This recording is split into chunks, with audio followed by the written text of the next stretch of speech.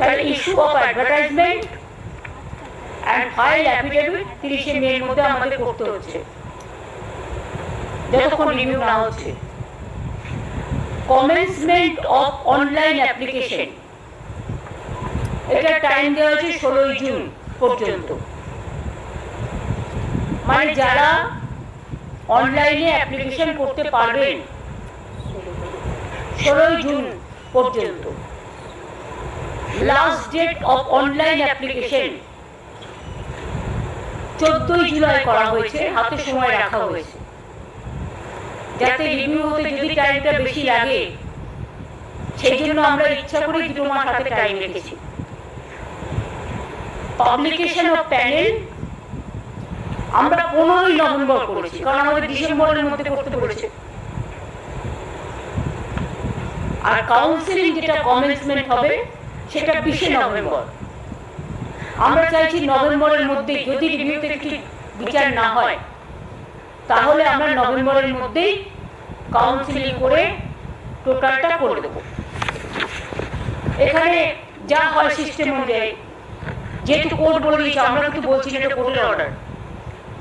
Written test, scrutiny, challenge, result publication, interview etc.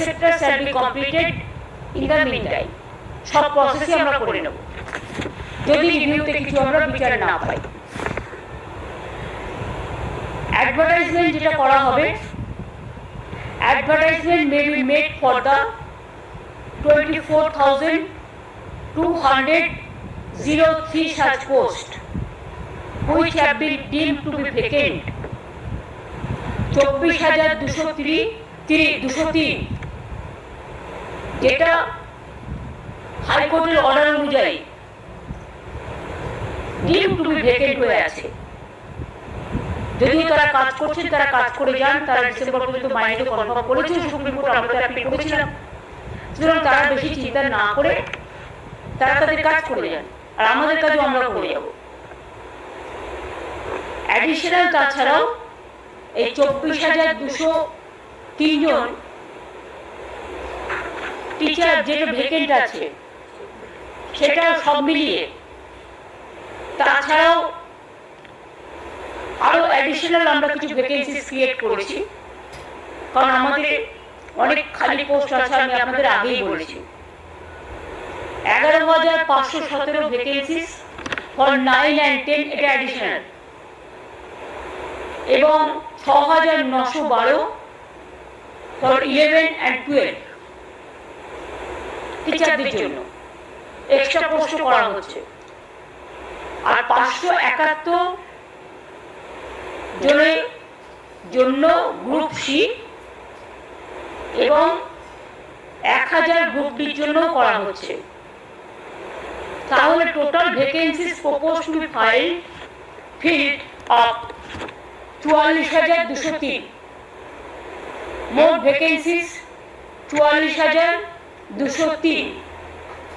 Class 9-10 চাকরিহারাদের নিয়ে 23,212, class 11-12 চাকরিহারাদের নিয়ে 12,514, group C 2,989, group D 5,488।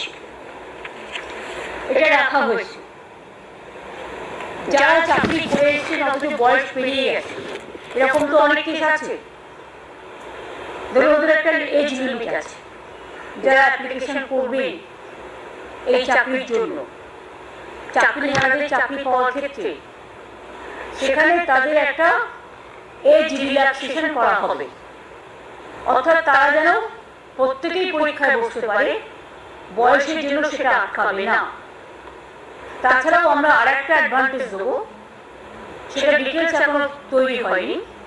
যারা কাজ করেছেন এতদিন তাদের একটা এক্সপিরিয়েন্স অ্যাডভান্টেজও আমরা দেব, যাতে তারা তাদের কর্মস্থানে থেকে যেতে পারে। আর গ্রুপ সি গ্রুপ ডিটা আমি আজকেই বলছি না, যেটা অ্যাডিশনাল পোস্টটা বলে দিলাম, কিন্তু যাদেরটা টাকা ফেরত দেওয়ার কথা বলা হয়েছে এবং যাদের বাতিল করা হয়েছে। তাছাড়াও অনেক টিচাররা আছে যারা বাতিল হয়ে গেছেন, যাদের বলা হয়েছে তোমরা এই পরীক্ষায় বসতে পারবে না, তারা অন্য ডিপার্টমেন্টে জয়েন করতেই পারে, কোর্ট সেটাও বলে দিয়েছে। সুতরাং আমরা এডুকেশন ডিপার্টমেন্টে যেমন আমাদের লোক প্রয়োজন, কারণ ঘন্টা বাজানোর লোকও নেই, রুম পরিষ্কার করার লোকও নেই, তালা বন্ধ করার লোকও নেই এই ঘটনার ফলে। সেরকম যেমন আমরা অ্যাডিশনাল গ্রুপ সি দিয়ে নিচ্ছি, সাথে সাথে যারা এডুকেশন ডিপার্টমেন্টে কাজ করছেন অথচ তাদের সবারটা বাতিল হয়ে গেছে, ম্যাক্সিমামটা বাতিল হয়েছে, গ্রুপ সি গ্রুপ বি সবটাই ওরা এডুকেশন ডিপার্টমেন্টই নিতে পারবে এসএসসি। হ্যাঁ, তাহলে ওরা এডুকেশন ডিপার্টমেন্টেও অ্যাপ্লাই করতে পারে। ওরা তাছাড়াও আমরা আরো 3-4টে ডিপার্টমেন্ট অপশন দেবো, কিন্তু সেটা আমরা আলাদা করে নোটিফাই করবো, কারণ যেহেতু ওটার সাথে এটার সম্পর্ক নেই। আর আমরা যেহেতু চাই না কারো চাকরি চলে যাক, কেউ ব্যাংক লোন নিয়েছে, কেউ গাড়ির লোন নিয়েছে, কেউ বাড়ির লোন নিয়েছে, কারো বৃদ্ধ বাবা মা আছে, কারো ছেলে মেয়েরা আছে, তাই মানবিকতার স্বার্থে তারা নিশ্চয়ই অ্যাপ্লাই করতে পারে, এডুকেশন ডিপার্টমেন্টও করতে পারে, এবং তাছাড়া আরো 3-4টে ডিপার্টমেন্ট আমরা দিয়ে দেবো, যাতে যেটা তারা প্রয়োজন মনে করবে সেই নোটিফিকেশনটা আমরা 3-4 দিন পরে করে দেবো। গ্রুপ সি গ্রুপ ডির ক্ষেত্রে আগে টিচারদের নোটিফিকেশনটা হবে 30 মে, যেহেতু 31 মে লাস্ট ডেট। আর গ্রুপ সি গ্রুপ ডি যেটা বাতিল করে দিয়েছে এই লিস্ট, তাদের জন্য আমরা অন্য ব্যবস্থা করবো, অল্টারনেটিভ দেখবো, রিভিউ যদি কিছু হয় বেটার, না হলে আরো যত ডিপার্টমেন্ট আছে সুপ্রিম কোর্ট বলেছে যে আপনারা পোস্ট ক্রিয়েট করে তাদের নিতে পারেন। সুতরাং আমরা 3-4টে ডিপার্টমেন্টকে বেছে নেব, সেটা কথাবার্তা চলছে, আইনজীবীদের পরামর্শ নেওয়া হচ্ছে, এবং সেটা আমরা 31 মে টিচারদেরটা করার পরে অ্যাফিডেভিট আমরা 3-4 দিন পরে গ্রুপ সি ডিটা আলাদা করে করবো, মানে যাদের চাকরি চলে গেছে। আর বাদ বাকিটা আমার মনে হয় রিভিউয়ের জন্য আমাদের অপেক্ষা করা উচিত। এখনই এই কথা বলা উচিত না আমরা পরীক্ষা দেবো না, দিচ্ছি না, দিতে পারবো না, তাতে চাকরিটাই থাকবে না। এটা তো আমাদের অর্ডার নয়, এটা সরকারের অর্ডার নয়, এটা আমাদের কিছু উদ্দেশ্য প্রণোদিতভাবে কিছু স্বার্থপর মানুষ গভর্নমেন্ট কোর্টে গিয়ে এটা ক্যান্সেল করেন লিস্ট, তারা লিস্টটা বাতিল করেছেন তাদের নিজেদের স্বার্থে। আজকে তারা আবার বন্ধু হয়ে ঢোকবার চেষ্টা করছে। আমি শিক্ষার্থীদের বলবো, শিক্ষক শিক্ষিকা গ্রুপ সি যারা আছে আমার কাছে সবাই সমান। সুপ্রিম কোর্টের আদেশ অনুযায়ী আপনারা প্লিজ অপশন 2টাকেও কাজে লাগান, অপশন 1টাকেও কাজে লাগান। অপশন 1 যদি হাত থেকে বেরিয়ে যায়, তারপরে যদি অপশন 2 রিভিউ করে আমরা যদি বিচার না পাই, তাহলে কিন্তু আপনাদের আর সুযোগ থাকবে না চাকরিটা ফিরে পাওয়ার। আমরা চাই আপনারা চাকরি ফিরে পান। অপশন 1টাও হাতে রাখুন, যথাসময়ে অ্যাপ্লিকেশনটা ফেলে রাখুন, পরীক্ষায় ডাকলে যাবেন। আর আমি আশা করি তার মধ্যে গরমের ছুটি, আমি জানি না কবে খুলবে কোর্ট,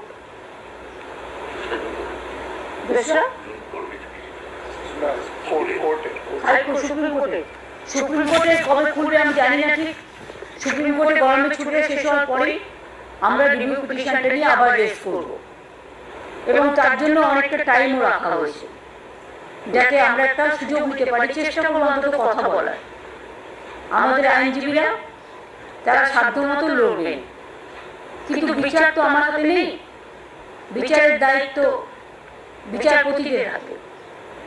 সুতরাং আমরা মানবিকভাবে তুলে ধরব যাতে তাদের লিস্টটা বাতিল করা না হয় এবং তারা যেন চাকরিতে সুযোগ পায়, যেটা পড়ে যাচ্ছে সেটা থেকে যেন বিরত না হয়।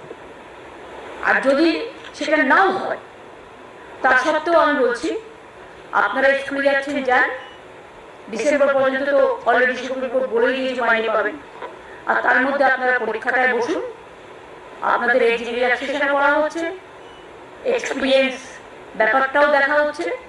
সুতরাং আমি আশা করি আপনারা যথাযথ জায়গায় ফিরে আসার জন্য মর্যাদা সহকারে সসম্মানে নিজেদেরটা রক্ষা করুন। নিশ্চয়ই সুযোগ আসবে, সুযোগটা সদ্ব্যবহার করুন। আমার এইটুকু অনুরোধ থাকলো। এটা আমি বাধ্য হয়ে করতে করলাম, কারণ কোর্টের অর্ডার আমি যদি না মানি তাহলে 26,000 টিচারদের যাদের কেস কোর্টে পড়ে আছে, বাতিল করে দিয়েছে এই লিস্ট, তাতে তারা বিপদে যাতে না পড়ে সেই জন্যই আমাদের অপশন 1 অপশন 2 রাখতে হয়েছে। অপশন 1 এটা কোর্টের ভার্ডিক্ট অনুযায়ী, অপশন 2 আমরা আবার রিভিউ করেছি, আমরা চেষ্টা করব যাতে ওদের না বসতে হয়, যাতে ওদের এ করতে না হয় সেটা। কিন্তু আমাদের কথাই তো শেষ কথা নয়, আমরাও তো একটা চাইছি, ওরা না চাইতেও পারে। সেক্ষেত্রে আমরা আমাদের সাধ্যমতো চেষ্টা করে যাব। আর তাতেও যদি না হয় অপশন 1-এ যান। ভয় পাচ্ছেন কেন? চাকরি তো করছেন, করে যান না। বাদ বাকিতে সবকিছু আমার পক্ষে করা সম্ভব নয়, আমাকে আইন মেনেই করতে হবে। কারো 40 বছর পেরিয়ে গেছে, 40 বছর পর্যন্ত চাকরির বয়স, কারো 35 বছর পর্যন্ত চাকরির বয়স। সুতরাং অপরচুনিটি 40 পর্যন্ত হয়ে গেছে। হ্যাঁ, 40 পর্যন্ত যাদের 40 পেরিয়েও গেছে তাদেরকেও ওই রিল্যাক্সেশন করা হয়। এটা সুপ্রিম কোর্টের জাজমেন্টেই এক জায়গায় আছে।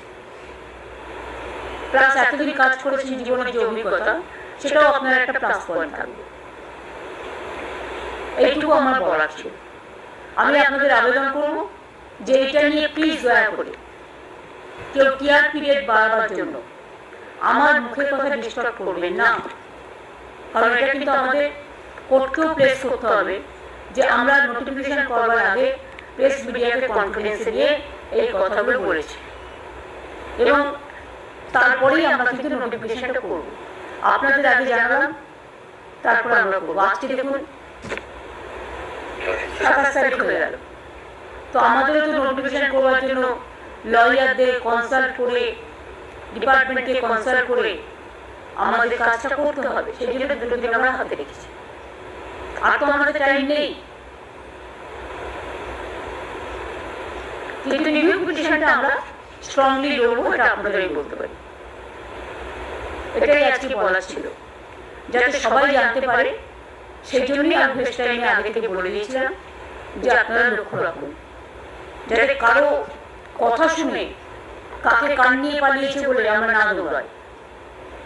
নিজে কানে শুনে নিজস্বভাবে চাকরিটাকে বজায় রাখার জন্য যা যা করার করুন। আমরা আপনাদের সাথে ছিলাম, আছে, থাকবো।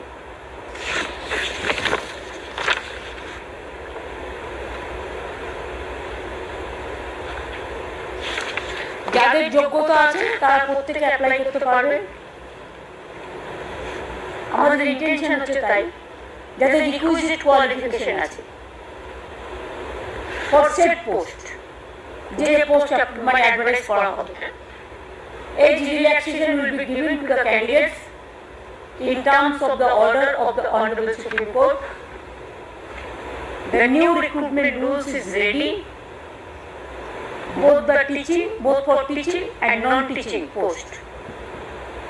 An advertisement have been drafted and have been examined by the law department and legal team. সেটা আমরা আরেকটু যাচাই করে নেওয়ার জন্য 2 দিন হাতে টাইম নিচ্ছি। এই পর্যন্ত আমার বলা ছিল, আমি একটু বললাম।